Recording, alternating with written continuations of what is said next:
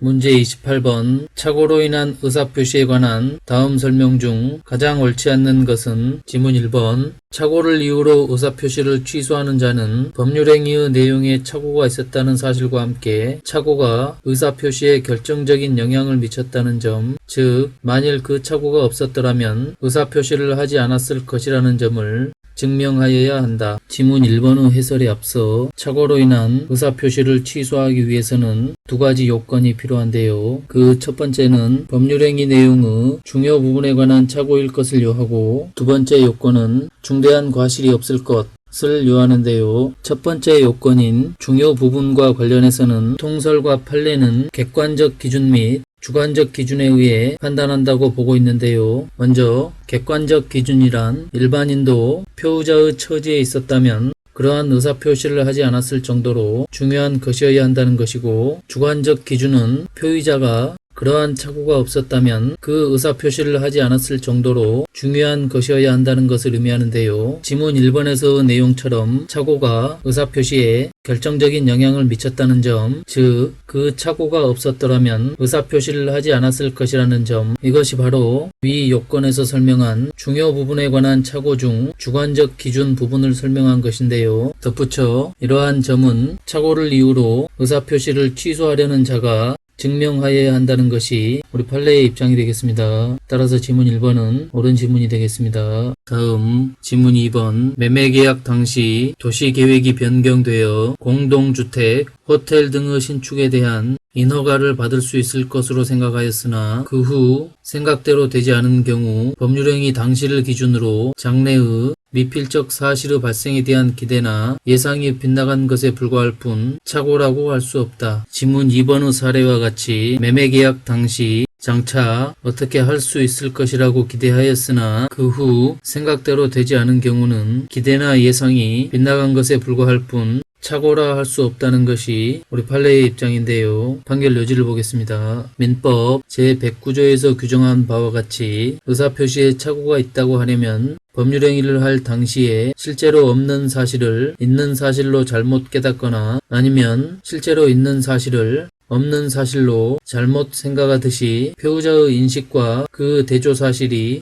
어긋나는 경우라야 하므로 표의자가 행위를 할 당시 장래에 있을 어떤 사항의 발생이 미필적임을 알아 그 발생을 예기한 데 지나지 않는 경우는 표의자의 심리 상태에 인식과 그 대조사실의 불일치가 있다고 할 수 없어 이를 착오로 다룰 수 없다 라고 판시하여 지문 2번과 같이 매매계약 당시 장차 도시계획이 변경되어 공동주택, 호텔 등의 신축에 대한 인허가를 받을 수 있을 것으로 생각하였으나 그 후 생각대로 되지 않은 경우 이는 법률행위 당시를 기준으로 장래의 미필적 사실의 발생에 대한 기대나 예상이 빗나간 것에 불과할 뿐 착오라고 할 수 없다는 것이 우리 판례의 입장이 되겠습니다. 따라서 이번 지문은 옳은 지문이 되겠습니다. 다음 매도인이 매수인의 중도금 지급 채무 불이행을 이유로 매매계약을 적법하게 해지하였다면 매수인으로서는 착오를 이유로 한 취소권을 행사하여 매매계약 전체를 무효로 돌릴 수 없다. 잘못된 지문이죠. 매도인이 매매계약을 적법하게 해지한 후라도 매수인이 해제의 효과로서 발생하는 불이익을 면하기 위하여 착오를 이유로 매매계약을 취소하여 무효로 돌릴 수 있는 것이죠.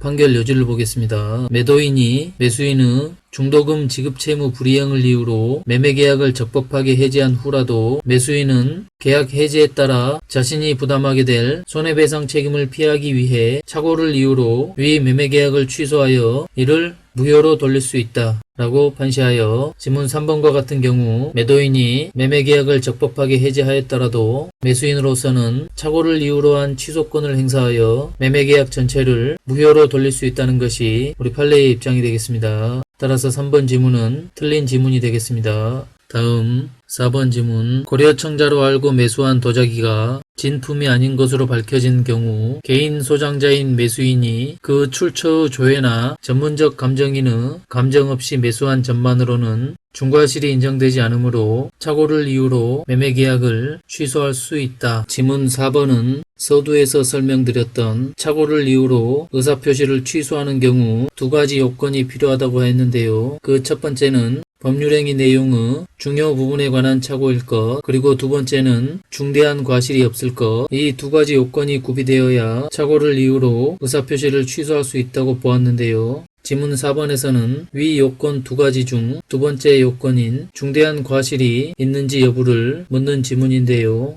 도자기 매수인이 감정인의 감정 없이 매수한 점이 중과실인지 여부가 문제된 사안에서 우리 판례는 매수인에게 중과실이 없다고 보았는데요. 판결 여지를 보면 고려청자로 알고 매수한 도자기가 진품이 아닌 것으로 밝혀진 경우 매수인이 도자기를 매수하면서 자신의 골동품, 식별 능력과 매매를 소개한 자를 과신한 나머지 고려청자 진품으로 믿고 소장자를 만나 그 출처를 물어보거나 전문적 감정인의 감정을 거치지 않은 채 그 도자기를 고가로 매수하면서 진품이 아닐 경우를 대비하여 필요한 조치를 강구하지 않은 잘못이 있더라도 그와 같은 사정만으로 매수인이 매매계약 체결 시 요구되는 통상의 주의 의무를 현저하게 결여하였다고 보기 어렵다 라고 판시하여 지문 4번과 같은 경우는 매수인에게 중과실이 인정되지 않기 때문에 착오를 이유로 매매계약을 취소할 수 있다고 본 사례입니다. 따라서 4번 지문은 옳은 지문이 되겠습니다. 다음 지문 5번 주채무자의 차용금 반환 채무를 보증할 의사로 공정증서에 연대보증인으로 서명 날인하였으나 그 공정증서가 주채무자의 기존의 구상금 채무 등에 관한 준소비대차계약의 공정증서였다 하더라도 연대보증인의 위와 같은 착오는 연대보증계약의 중요 부분의 착오가 아니다. 지문 4번의 경우는 준소비대차계약의 공정증서를 차용금 반환 채무와 관련된 공정증서로 알고 서명 날인한 것이 중요 부분의 착오인지 그 여부를 묻는 지문인데요. 이와 관련하여 우리 판례는 소비대차 계약과 준소비대차 계약의 법률 효과는 동일하므로 위와 같은 착오는 중요 부분에 관한 착오가 아니라고 보았는데요. 판결 요지를 보겠습니다. 주채무자의 차용금 반환 채무를 보증할 의사로 공정증서에 연대보증인으로 서명 날인하였으나 그 공정증서가 주채무자의 기존의 구상금 채무 등에 관한 준소비대차 계약의 공정증서였던 경우 소비대차 계약과 준소비대차 계약의 법률 효과는 동일하므로 공정증서가